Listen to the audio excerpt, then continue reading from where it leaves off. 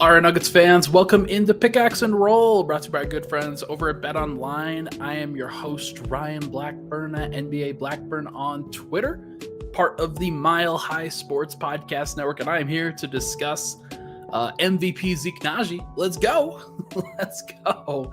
After last night's win, the Nuggets stage a comeback effort against the Sacramento Kings. Final score 116-110. It was the non-Nikola Jokic minutes that actually got Denver this win. They did a fantastic job of rising to the occasion. Denver clearly facing some issues at the beginning, and they overcame them. And that's what a good team does. That's what a good team is supposed to do. Even when your best stuff isn't working, you have another thing that you can do. And for the Nuggets, this hasn't happened a ton. Like, this is the first time that the Nuggets have won a game where Nikola Jokic was lower than a -2 in the game. He was a -10, and Denver overcame it. They were +16 in the non-Nikola Jokic minutes, and that to me is extremely notable for a variety of reasons. And we'll get into that. We'll talk about all of the different layers of this one. I want to make sure, of course, to give Zeke Nnaji the proper credit. I'm being a little bit tongue-in-cheek here because, of course, Nikola Jokic is like extremely important to what they're doing and what the Nuggets are doing and how the Kings were guarding them. So again, don't take that too seriously. I think it's just important to give other guys their shine when they are a big reason for the game to have been won. We'll get into it all. Very excited to be here and talking with you all today. Ozair is here. He says, hello, Ryan. I hope you're doing great. I feel Zeke, Pickett, Watson, Brown lineup will work better with more reps. 34% from three with Jokic getting triple teamed is good or bad. 34% is subpar for those kinds of looks, but for this Nuggets team, it might be what they need to kind of get through it. I do like that lineup idea, by the way. I think Denver should be leaning into defense. Cedric's here, Mr. Exquisite Nugget. Good win. Mac Hodel is here. Let's go. 42 Ultras here as always. Zeke to the promised land would make me believe in Taro. Shout out DNVR. Shout out Ariana Lenarski. Always appreciate those episodes over there. This was awesome. This was a good win. We're going to spend some time on it. We're going to talk about what was said after the game as well. I got a really interesting quote from Russell Westbrook on just his perspective on the three-point shooting versus slashing. And he kind of misunderstood the question a little bit, but it was still a great answer overall. So we'll be able to talk about it for sure.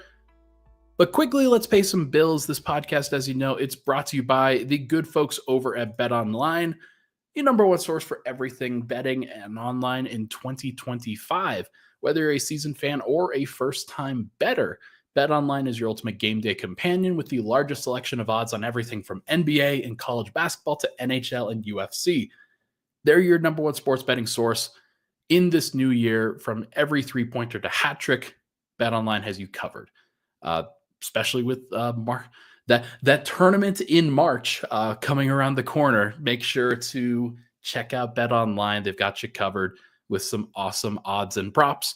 BetOnline, the game starts here. Once again, I'm your host, Ryan Blackburn. Thank you so much for tuning into the show. Please hit that like button, hit that subscribe button. If you can, it would be awesome. I would really, really appreciate it. Let's get into it. Denver stages a comeback. Let's just go through the game flow to start. 42 points allowed by Denver in the first quarter. Not good, obviously. Like that's a pretty bad sign. Denver, I think, especially with Jokic out there, but more so than him, it was the fact that they were pretty unstable throughout the game. It felt like at the beginning, the turnovers, especially Jokic committed 7 of them. Russell Westbrook committed 4. Christian Brown committed 2. Denver as a team had 13 with those guys. And it just felt like Denver was not taking care of the basketball, and it allowed Sacramento to get out and have some easy baskets. Denver, 19 points conceded off of turnovers. Kings didn't have a ton of fast break points, but the Nuggets were just gifting them possessions. But more than that, like DeMar DeRozan for a while, especially after that first quarter, had a magnet ball from the three-point line. He was 4 of 4 from 3. He was making some tough buckets. Zach LaVine was like every time he had an opportunity to score, he was doing so. Jonas Valanciunas was great in this game, 19, 13, and 6. He looked a lot like Jokic in this game. He was very good. And then Jake LaRavia off the bench for Sacramento, he was killing it. Like he had 15 points, but he was 6 of 7 in the first half. Then they locked in and he had 0 points in the second half, a little bit more like Jake LaRavia, if I can say myself. But Denver, their shooting was not good enough. They really struggled in that first half to space the floor. It felt like they were getting rattled by the Kings' coverage, where effectively Jonas Valanciunas probably spent a total of 1 minute guarding Jokic. It was very rare when he was actually on him. For the most part, it was Keegan Murray who got into foul trouble, and it was Jake LaRavia, and it was Trey Lyles, and that was about it. Like they sometimes switched him onto other wings and guards. Like DeMar had some time where he was guarding him. LaVine had some time where he was guarding him, but those were on switches. And it was so rare that Jonas Valanciunas, their actual center, was guarding him. And I'm not surprised by that because you've seen over the course of these last couple of weeks, teams are getting more creative and trying to prevent him from getting cutting lanes, passing lanes, from getting other guys involved. And rather than try to defend him with a straight up center, they just send 3 guys at him that are all small and allow Denver to shoot on the weak side or to not have any cutters and force some turnovers. It was interesting. And I continue to think that this is going to be a very important development for the Nuggets for a while. They're going to have to go through this. They're going to have to figure out all the different ramifications of what this means for their offense, for their defense, for how they want to play different lineups, things like that. But Jokic struggled. He was a -7 in a game the Nuggets won by 6.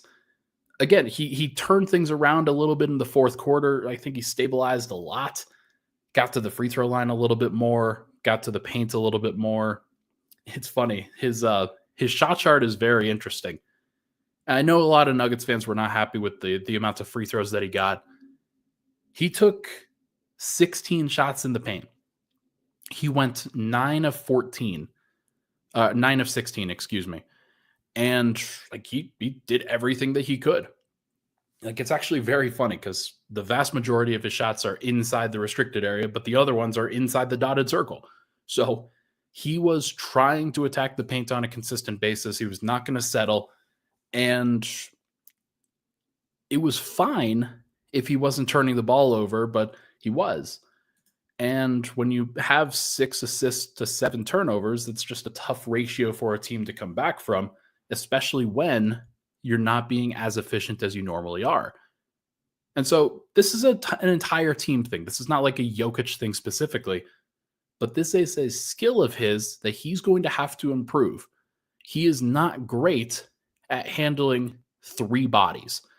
Who would be, for what it's worth? Like this is not breaking news here. That breaking news, a player struggles when being triple teamed. Like I'm not gonna blame him for this, but this is going to be a development because everybody knows that you can't really guard Jokic otherwise. So how he handles this and how the Nuggets continue to handle it, how they break this coverage is going to be fascinating. One of the ways that they did it was Russell Westbrook shot threes. Christian Brown shot threes. Michael Porter shot threes. He didn't make any threes. But those 2 guys, Russell Westbrook and Christian Brown, combined to shoot 7 of 13 from 3-point range in a game that the Nuggets themselves shot 12 of 35. So that means that outside of them, they were 5 of 22, I want to say. And there's a lot of pressure on Christian Brown and Russell Westbrook. Early in this game, like the first shot that Christian Brown got was because they just left him wide open for 3. They were just going to dare him. He made it. It was a good shot. But then it still happened, and they kept allowing him to shoot, and he was tentative. He didn't want to just spot up and shoot threes the entire time. Turned the ball over a couple of times. I continue to think that for Russell Westbrook and Christian Brown specifically, you just can't have any hesitation. Any. And to me, Russell Westbrook embodied that last night. It was one of the biggest reasons why he was successful. because he didn't care. Like, anytime he got an open corner three, he was going to take it. Anytime he got an open wing three, he was going to take it. And the moment you hesitate in those situations when you've got 5 guys touching the paint, the moment you hesitate is the moment the defense wins, because you're instilling indecision into the actual thought process of the offense. The goal, and Jamal Murray said this too, when everybody is indexing on Jokic, when they are going to make sure that he's not going to touch the ball or he's not going to get a good shot in the paint, if the team creates an open three, then you've done your job if you're Jokic. And the Nuggets just have to trust their guys in order to make it. And Russell Westbrook asked me this last night, when kind of in a follow-up to my question to him. He's like, what do we rank as a team in three-point percentage? And I will tell you guys right now, Denver's third. I said it was like fourth or fifth because I thought that they had dropped, but they are still third in the NBA at 38%. Now, part of that is due to Nikola Jokic, is due to Aaron Gordon. Those guys have been above station. Porter has been he was very good for a while, but he's now kind of hesitating a little bit. Murray's back to his normal self. He didn't even have that great of a shooting game yesterday, although he did get fouled and shot 15 free throws. That's a big deal. We'll get to that in just a little bit. But for me, the way to break this coverage is you have to prove it wrong in some ways. The other way to break this coverage is just to be better defensively, and they were.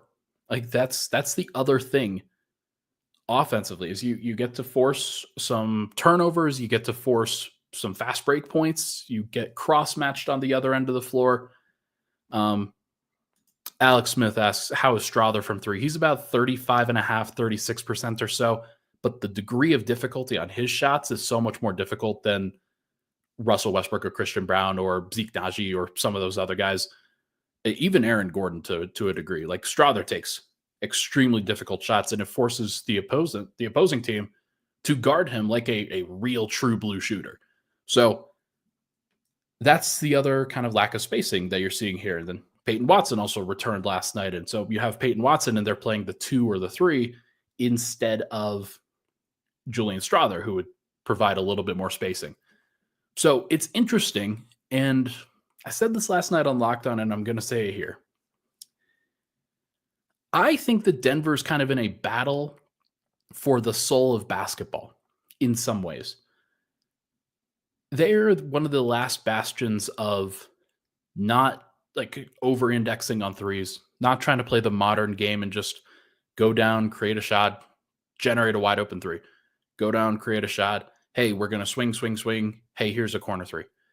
Doing all that they can to get to the 3-point line, all that they can to get 3 points over and over and over again.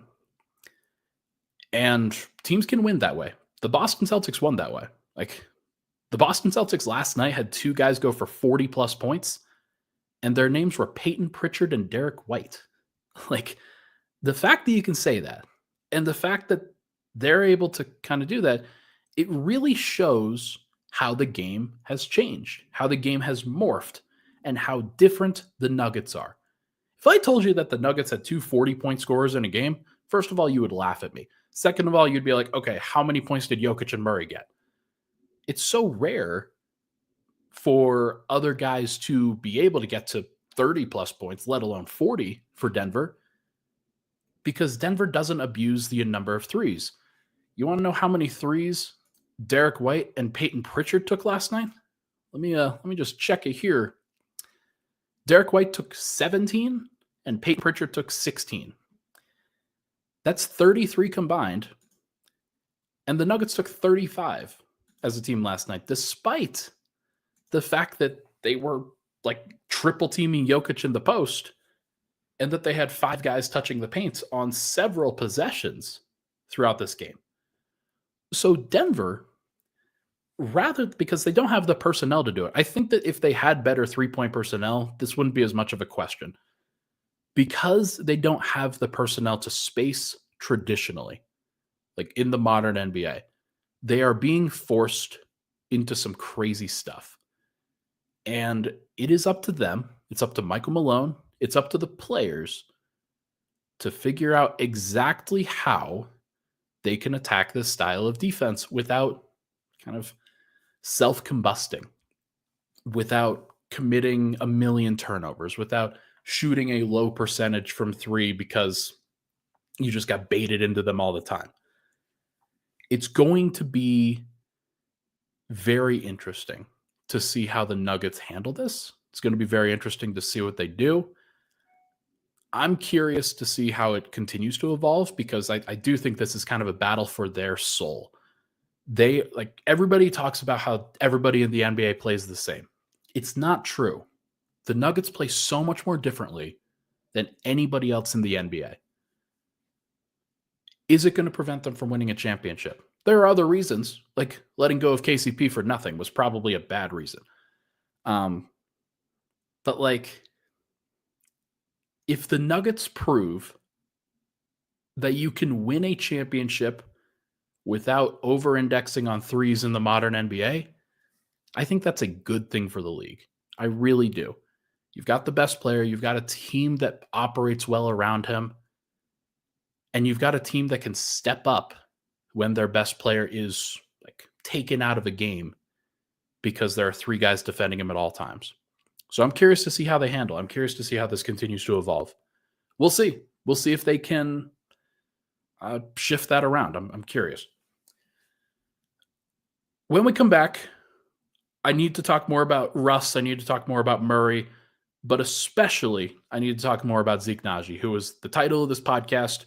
He deserves a whole bunch of time to talk about him, and I'm looking forward to hearing what other people have to say about Zeke Nnaji. We will be right back here on Pickaxe and Roll.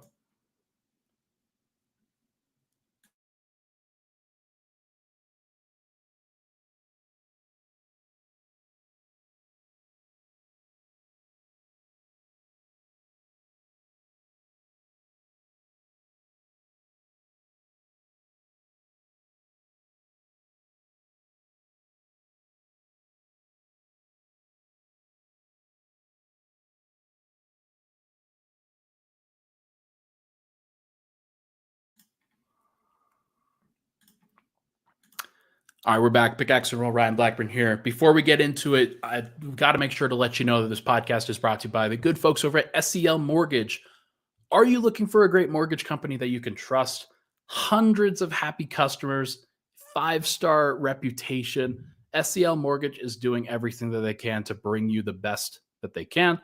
Contact our friends at SEL Mortgage. Call 303-790-2222 or visit myspecialmortgage.com and let them know that you came from Mile High Sports. All right, let's get into everything here. Let's start with Russell Westbrook, and then we'll go to Jamal Murray, and then we'll finish the pod with Zeke Nnaji because he deserves some excess time. Russell Westbrook stepped up in a big way. I talked a little bit about how he didn't hesitate on his threes in that first segment, and it's true. He did have 4 turnovers. There were a couple of times where he pulled up from 2, and I didn't like it. And look, there's plenty of opportunities to be critical, and I've taken them because I'm not the most I'm just not the most objective. I think when it comes to covering Russ, I genuinely do my best. I'm just kind of worried about what's going to happen come playoff time.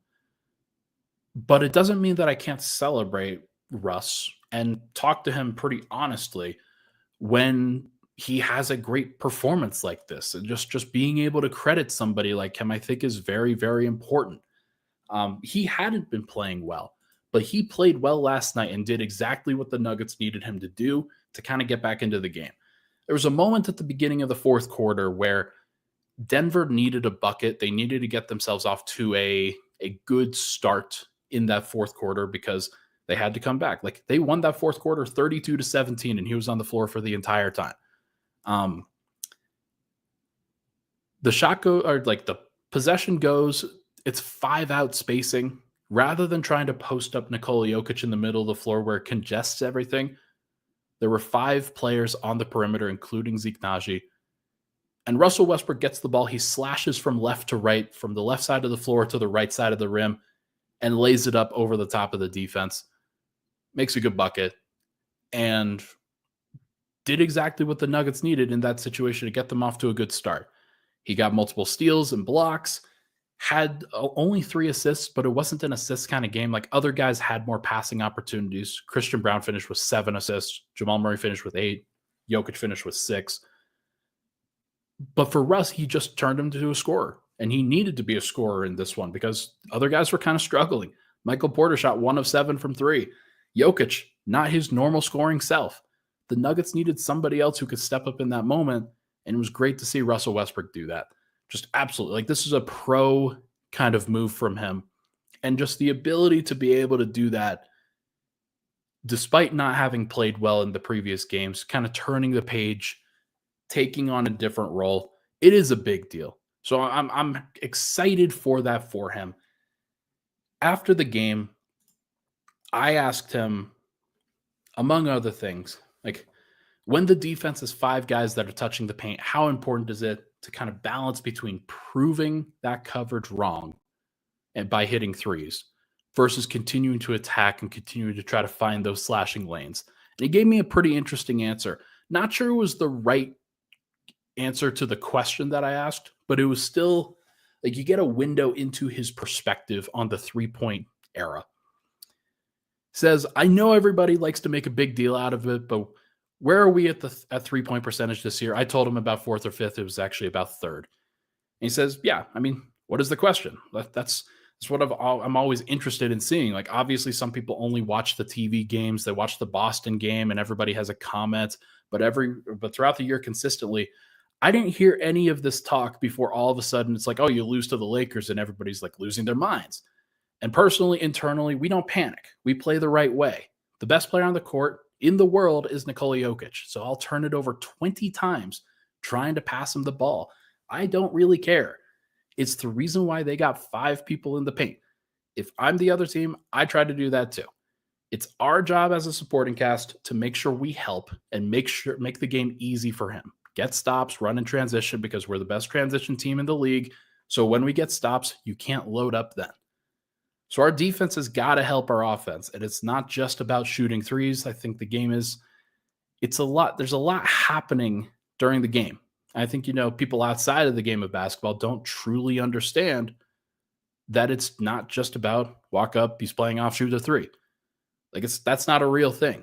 Watch the game. You understand how the game goes, how people are guarding, why they're doing it, who they're doing it to. It's bigger than just 3-point percentage and 3-point shots. And so that's a veteran who, camera was lagging a little bit.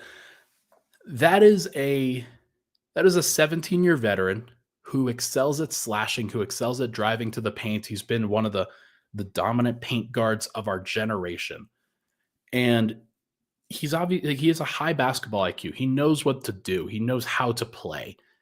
And for a team like the Nuggets that is 30th in 3-point rate, that excels, that they're first in paint points almost every time that they play, it's very interesting to see this kind of perspective. I'm curious to see how he and the Nuggets continue to handle it when teams are packing the paint as much as they do. But Russ took 7 threes tonight, and I think that all of them were good. I genuinely believe that every single shot that he took was a good one. Most of the time, it's in the corners. He's got to try to get to the corners as often as possible. But if he is above the break and they're leaving him wide open, he probably has to shoot that too. He's less than he is in the corners above the break for 3-point percentage. So trying to get to the corners as often as possible is important. But I do genuinely believe that this is a good opportunity for him and for the Nuggets to break that coverage. Because if Russell Westbrook is shooting 40% from 3, then you know that you're doing something wrong as an opponent. So will be interesting to see how he handles it, how the Nuggets handle it going forward.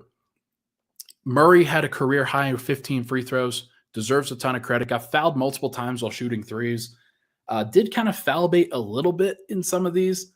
I'm not going to sit here and say like he deserved 15 because he did a little bit of pump faking and getting guys off of their spot. I know that like guys see like Nuggets fans see Shai Gilgeous-Alexander and Jalen Brunson and guys of that nature doing that all the time. So it's nice to see Murray get 15 free throws. It's the first time in his career that he's had more than 11. So pretty cool. And he made 14 out of 15. And that's how you win games is you go 24 of 30 from the free throw line like the Nuggets did. I like it. I think that Denver had been kind of dropping with their free throw percentage, their not free throw percentage, but their free throw attempt rate over the course of these last few weeks. So them getting to the free throw line 30 times, that's a good sign that they're kind of getting back to where they need to get to, getting some easy buckets, easy points. That's what you want to see. Murray, 24 points, 8 assists, 0 turnovers. He was getting hunted a little bit by DeRozan and Levine. Those guys were making tough shots, though. I don't necessarily think that he did anything wrong in those cases because Levine shot 7 of 16 and DeRozan shot 14 of 32, and 4 of 6 from 3. And I don't think the 3-pointers were on him. I think that was those other guys for the most part. I think Christian Brown and Nikola Jokic, especially for when DeRozan was shooting those threes, those guys were a little bit more to blame.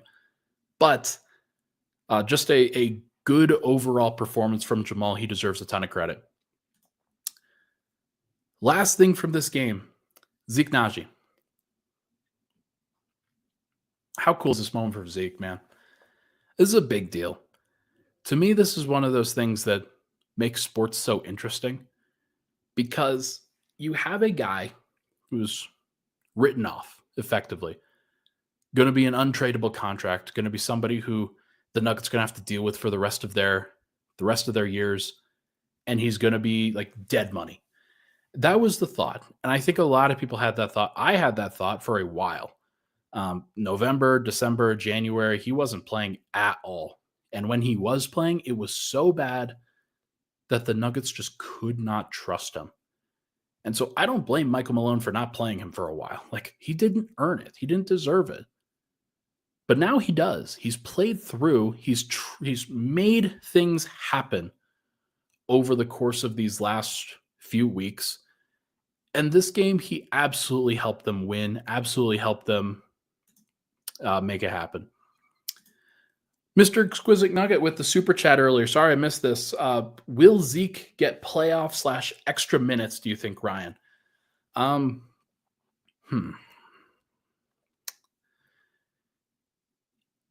Yes. I think he has played well enough that he's going to get some time. I don't know how much time, but I think he's going to get some time. I think what he's proven over the course of these past few weeks has been that he's one of their best defenders, if not their best defender. It's been wild to watch. He changed the game for the Nuggets in this last one. And Peyton Watson's long been their game changer on the defensive end. He's long been the guy that they go to when they're looking for an extra stop, when they're looking for somebody that can really disrupt things. The Nuggets this time, they use Zeke at the 5, which was a death sentence for a while. Zeke had not been a very good backup 5 for Denver over the course of his last 3 years. But now he comes in at the backup 5, and it's a little bit different because Trey Lyles was the backup 5 on the other side, and so you're not exactly playing a crazy matchup here. This isn't Evan Mobley staggering with the second unit. This isn't Jaren Jackson staggering with the second unit, guys like that. This was Trey Lyles. And so it was a good start, a really good setup for him to kind of get to that place. And he proved himself, and he continues to prove that he's trustworthy on defense. So I think he will play, Cedric. I really do. I'm very curious to see how he handles that. But I do think that there's going to be an opportunity for him to get it done, to make it happen. And he's earned it. Last night, 4 of 7 from the field, 1 of 3 from 3, 1 of 2 from the line, 3 rebounds, 1 steal, 3 blocks, +9 in a game the Nuggets win by 6. And he was a major plus in the non-Nikola Jokic minutes as well. He played every single one of the non-Nikola Jokic minutes. And so Jokic was a -7. The Nuggets won by 6. So Zeke in those minutes was a plus 13. It was a -4 then in the minutes that he shared with Jokic. That's so rare. It's so odd. And so he is still flawed on the offensive end. He's not a playmaker for other people. He can't really dribble. He's not somebody that you're going to be able to trust. He's a little bit more schemable in those cases. He is the ideal guy to start in it, not start, but like to play minutes at the beginning of a playoff round and then kind of get schemed out by the end. But that doesn't mean they can't or shouldn't try, because he's a guy that can give them that defensive juice that helps them really shut down some other guys. And he actually, he really buys into the game plan. He's really working hard. He's trying. So I think Denver just needs that. I think that as long as Zeke is giving them high effort, as long as he's playing that consistently high effort brand of basketball, he should always have an opportunity to play, because he's talented enough physically at 6'9" to take advantage of the attention that Jokic gets. He'll be in the dunker spot. He'll be on the 3-point line. He can set weak side screens, maybe spring some guys open from there. And I do think that there are going to be some opportunities for him to shine. I think that Denver's going to have to get creative, because he is flawed. I'm not going to sit here and say that he isn't. But you just have to be happy for him, because there was a moment, there were several moments during this season where I thought they're going to trade him. They're doing their darndest to trade him. And the fact is that they couldn't trade him because he didn't have enough value. So we will see what happens here. Mark B asks, can we please send the young guys to Grand Rapids to learn if they won't play here? Pickett shows why we have a G League team. Which young guys are you talking about? Because the only young guy that they really haven't sent there in a while is Hunter Tyson. Jalen Pickett spent some time in the G League earlier this season, and the two-way guys have been there for much of this time. The only guy that hasn't been there lately is Spencer Jones. Everybody was up at the Nuggets level this last game, but I'm not. I think that they're okay. I honestly think that they've handled that reasonably well. Because Julian Strother's not going there. He's playing Nuggets minutes. Peyton Watson's not going there. He's playing Nuggets minutes. And that there's not a lot of other young guys to speak of on the roster who aren't actually in the rotation. So now Denver's doing what they can. And it has felt like this was a very cathartic win. This was a tough comeback win. Denver had to fight, scratch, and claw in order to get this one, but they made it happen. And it was good.